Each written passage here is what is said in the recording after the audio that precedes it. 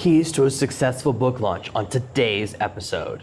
Today's episode is brought to you by Thrive Themes, blazingly fast WordPress templates and plugins built to get more traffic, more subscribers, more clients, and more customers to you. To find out how Thrive Themes can turn your blog or website into a money-making work of art, go to servenomaster.com/Thrive Themes. Are you tired of dealing with your boss? Do you feel underpaid and underappreciated? If you want to make it online, fire your boss and start living your retirement dreams now, then you've come to the right place. Welcome to Serve No Master Podcast, where you'll learn how to open new revenue streams and make money while you sleep. Presented live from a tropical island in the South Pacific by best-selling author Jonathan Green. Now, here's your host.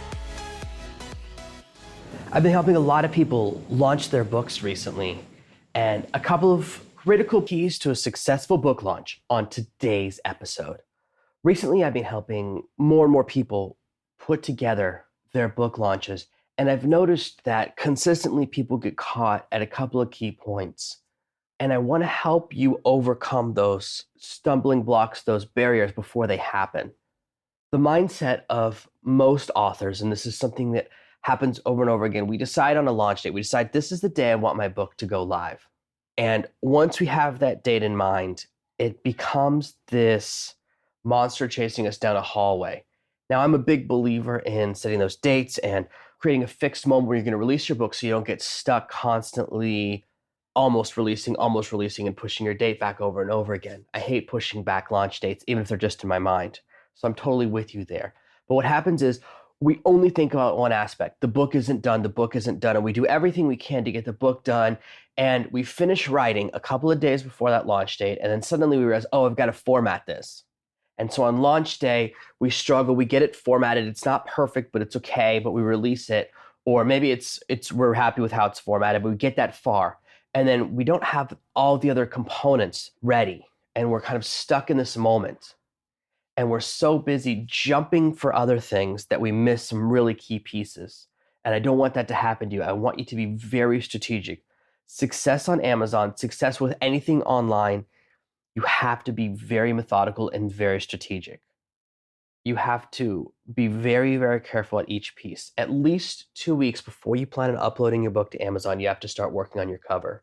It will take at least a week and probably 2 weeks to get that design done. When you hire someone to design your cover, they know what they're doing. Every single person that I hire offers for triple the normal price to finish your cover in 24 hours. They'll move you to the front of the line. And they have this offer, and it's so successful for them because most people wait way too long. They go, oh my gosh, my book's coming out in 2 days. I need to order a cover. And you get stuck. Now, in a previous episode, I talked all about exactly how to choose an amazing cover, design an amazing cover. So that's already something I've covered. What I'm talking about here is being strategic. I always design a cover for the book I haven't even started yet. So as I was working on the cover for Breaking Orbit, I began work on the cover for 20K in a Day. And while working on the 20K in a Day book, I began working on the cover for the next book in the series. This approach means I'm always ahead with my covers because I know for me, sometimes it takes 3 weeks to get a cover design exactly the way I want. I often send it back for multiple revisions. I usually hire 3 artists, and I want to see each of their work and compare things and get different ideas. Sometimes I realize I hate an idea. The original cover for Serve No Master was totally different. I changed it completely because I realized a couple of weeks before launch that I hated it. And having that time is very, very critical. So even though you're caught up in writing your book and trying to finish it, and there are tons of writing contests, they're all about timeframes and stuff, it's very, very, very important for you to keep in mind that you also need to get that cover done because you can't release a book without a cover. And the cover is more important than the content anyways. People don't read the content till after they've purchased the book, but they see the cover before they've done anything. The cover is the first thing they say. People say don't judge a book by its cover, but if it's an actual book, it will be judged by its cover. The second component is just as critical. See, when you're designing the cover for a paperback book, you have to know how long the book's going to be. So it's this catch-22 we get caught in. Well, I can't design the paperback cover because I don't know how many pages the final book is going to be, and I won't know that till I finish and edit the book. So we wait to do all the cover work until we finish the book and edit the book because otherwise we can't really do anything. We get stuck there, and this is where people get stuck. What I want you to do is get the Kindle cover done, the 2D cover, just the front cover done early on. Getting the spine and back cover done for the paperback version later is really easy compared to the front cover.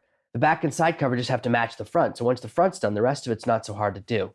I know that when you hire an artist, they always say, oh, for an extra $10 or for an extra $20, I'll do the paperback version as well. But you don't want to do that. Don't get jump on that.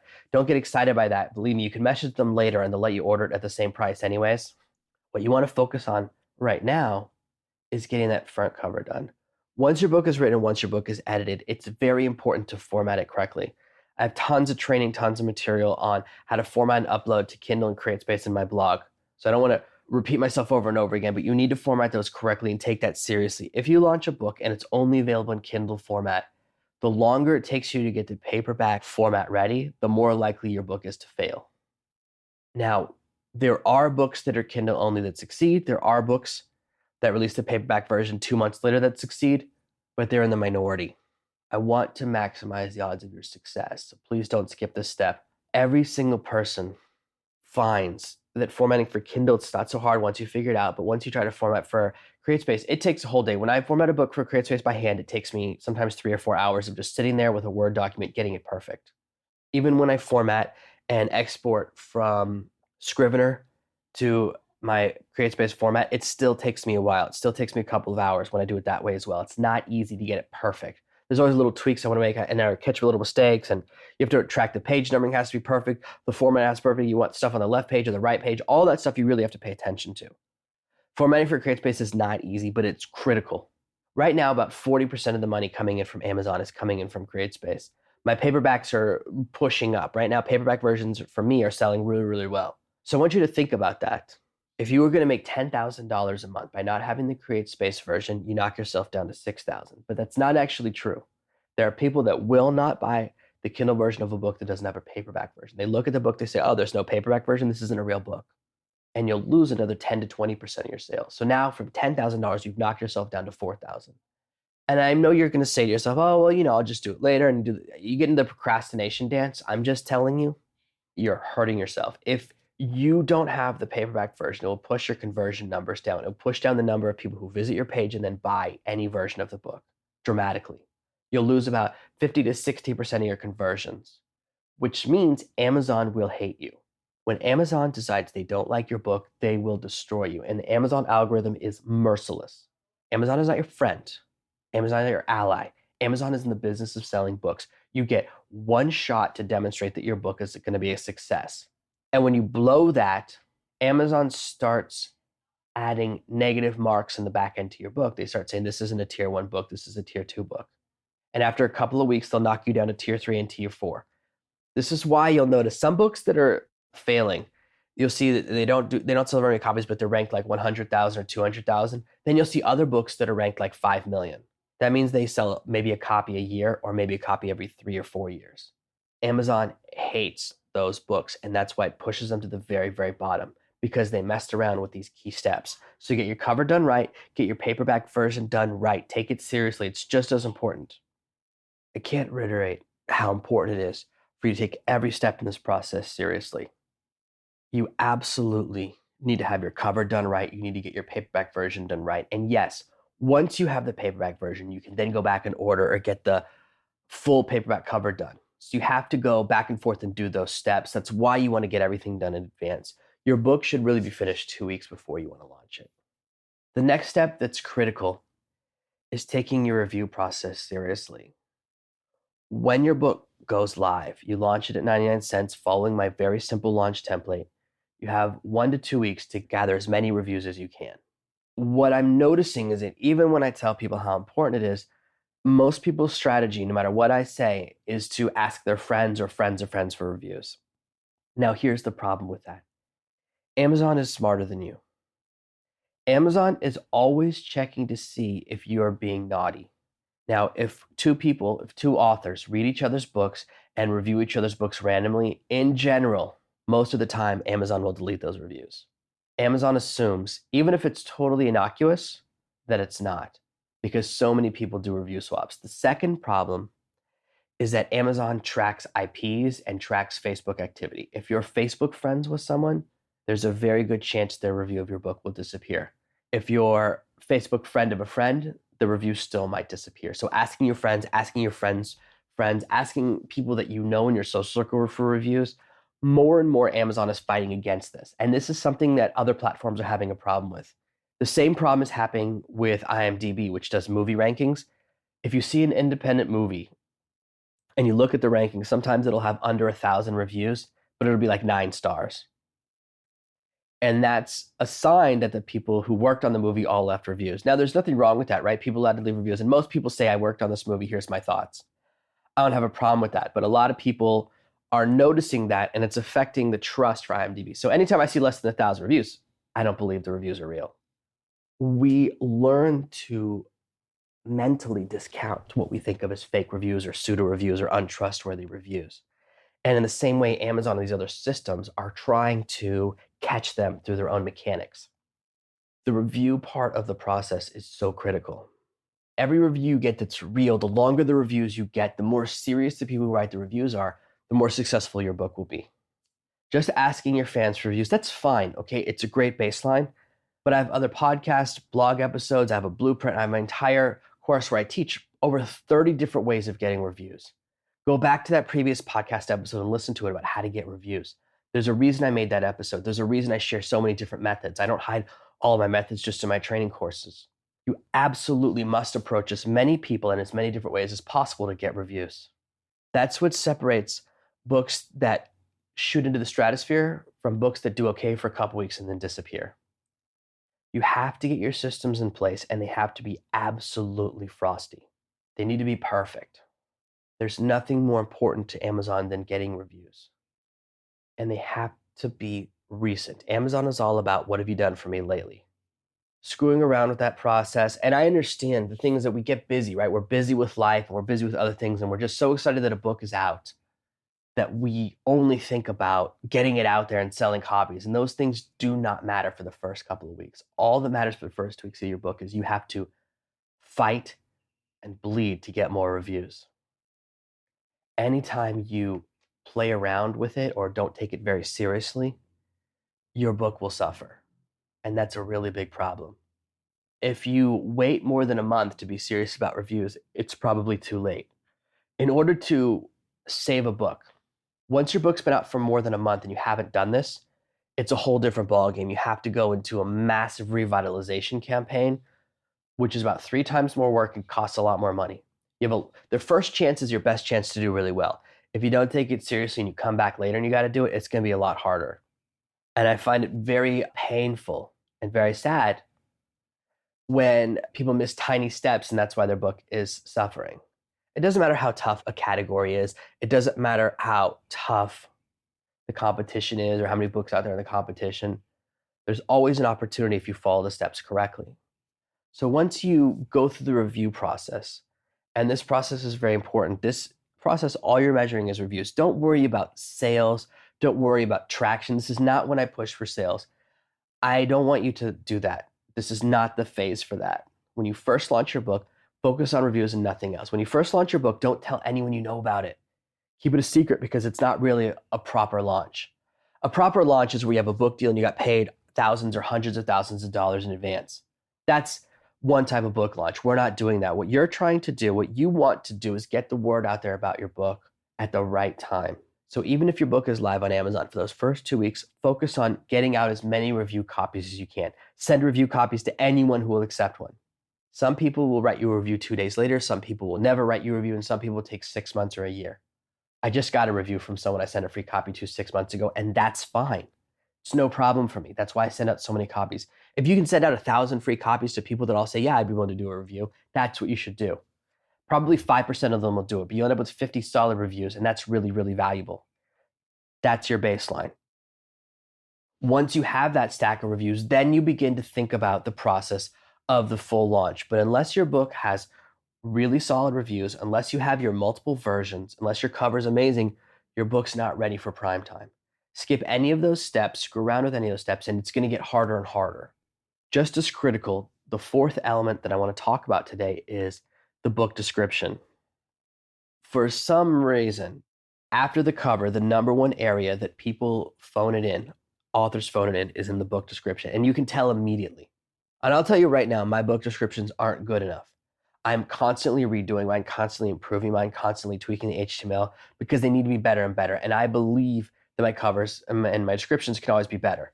I'm really a big believer in tweaking the copy, kind of improving things. And I believe I really need to do some stuff to improve the descriptions of a few of my books. I'm going to go through this week or next week and redo them again. And I redo my descriptions at least once a year. Now I'm trying to do them every 3 months and keep improving. And that's the mindset you have to stay ahead. See, when you redo the whole description, someone who saw your book before and didn't buy it and they see a new description, you get a second bite of the apple. Why turn that down? So what you want to do is be very, very serious about your book description. First of all, it needs to be more than a paragraph. If you write a 1-paragraph description, if you write just a couple of sentences and you just throw them together because you want to get your book up there, you're going to have to redo it. Amazon is so generous. They let you redo the description as much as you want, and you can redo it every couple of hours. You redo it, it goes through their check process, and 3 or 4 hours later, it'll be live on the website. When I first launch a book, one of the reasons I don't want to tell anyone about it is so that I can make these changes without feeling weird. See, if you know your friends are looking at the page, changing the description makes it feel like, oh, they've already seen it. I don't want to change it. I don't want to lose my credibility. These thoughts enter your mind, and you don't want those there. What you want to do is simply focus on getting the listing perfect.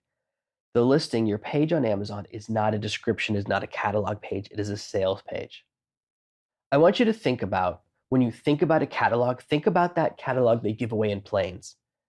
I forget what it's called. It's the duty-free. They have a duty-free catalog, and they have one called like Sky, not Sky Scanner, Sky Tracks. I don't know. I know I should probably remember the name, but it's the airplane magazine that's filled with expensive stuff, and it's the airplane catalog. Now you look at that and you think, oh, this catalog is curated. It's a list of things that are really cool. That is 100% wrong. That is not how that catalog is put together. People fight to get into that catalog. They get one shot, and then based on their performance, they get to stay in there or they're gone by the next month. The only things that go in there are things that sell. And every page in there, every word in there is written and described to sell each product. It's not to inform. The purpose of your Amazon sales page is not to inform. It's not to describe. It is to sell. It is copywriting, and it is critical. And when you're writing that description, you always want to think, so what? This is a book about learning yoga. So what? This is a book that will allow you to learn yoga even if it's scary or even if you're in bad shape. So what? This is a book that will allow you to start losing weight and feeling attractive again. So what? This is a book that will let you see your shoes again. This is a book that will let you start to feel like you're in control of your life. Are you tired of feeling like the fat kid that gets picked last in high school PE? Yes, everyone is. This book is here to help you cure that feeling and make that go away forever. That's what I get to when I so what myself over and over and over again about a yoga book, okay? And I use yoga a lot as my example. There's lots of other examples we can do, but that's what you really want to do. And not only do you need to write a really brilliant description, you also need to format it, and that means using HTML. And I've posted links about writing descriptions before, and I can't express how important this is. When people are deciding if they're going to write your book, they read your book, buy your book, they read the description. Who wouldn't? So you have to be serious about the description. You can't screw around with it. So after you write an amazing description, you have to also format it well. And I really recommend that you just find a book that's formatted perfectly, that you think is formatted really, really well, and copy the way they've done it. Copy their structure from their H1 and H2 headline tags all the way down to which word they bold, which word they italics, and which word they underline. Get a feel for how they organize stuff. You want to use all of those elements to make your description look really, really good. And yes, this is one thing you can wait until after you launch to do, but you have to take care of it right away. While you're getting all those reviews, constantly rework and redo your description. If you get stuck, if you get frozen by something else happening in your life and one of these steps isn't finished, you're going to notice some really tough stuff coming down the pipeline. If you don't do these steps properly at the very beginning of releasing your book is probably going to die. It doesn't matter how much effort you put in. If your book doesn't have enough reviews, if your book doesn't have a really solid description, if your book doesn't have traction right out the gate, going through the launch phase doesn't matter. None of that will matter. There's nothing you can do. I don't want that to happen to you. So please take your book launches seriously. Don't skip phases. I know that we can get very distracted by life. I know that it's always other things going on. And some of the things I'm working on, that's exactly what happens. But please don't let that happen to you, because all that's going to happen is disappointment. The effort of writing the book is about 1% of the deciding factor in whether or not the book succeeds. The quality of the book is actually so unimportant. And I know it hurts to hear that. It took me a long time to learn this lesson. This is the final lesson I'll share with you today. When I first got into online marketing and building stuff, I was a product creator. People approached me to write books, and I'm still very heavily on that side of the market. And I can tell you right now, that's always been my greatest weakness. See, the product doesn't matter if it doesn't sell. The product is irrelevant. The infomercial is everything. Traffic and conversion are 10 times more important than product creation, at least. I've been working very hard for the last 2.5, 3 years to get really good at copywriting, to get better and better at copywriting, and to continue to get better at traffic because they're more important. And this applies to your book right now. It doesn't matter if you write the best book in the world if no one reads it. And no one will read it until you do these other parts right, until you get those reviews, until you get those descriptions, until you get the cover perfect, all those pieces, until you get those other formats. You have to get those done right so that people can even see your book to find out if it's good. Your book won't get a chance otherwise. Most books, they miss these 4 critical components and they fail, even if they're great books. I know a lot of people that are better writers than me that put out better books than me, and no one sees them and no one ever will because they don't take these parts seriously.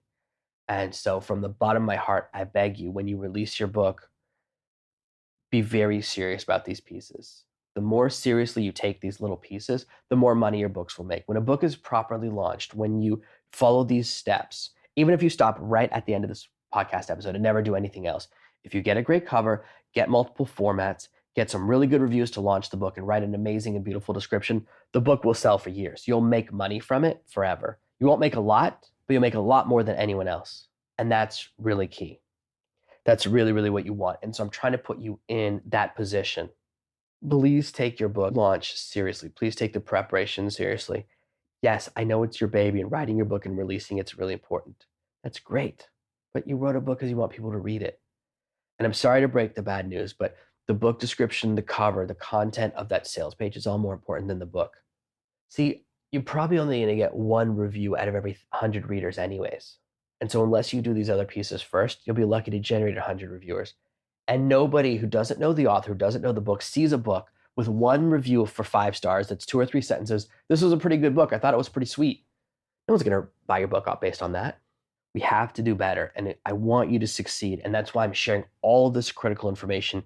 And if you use these 5 key principles, if you understand exactly what I'm sharing with you, you can launch a very, very successful book. Thank you for listening to this week's episode of Serve No Master. Make sure you subscribe so you never miss another episode. We'll be back tomorrow with more tips and tactics on how to escape that rat race.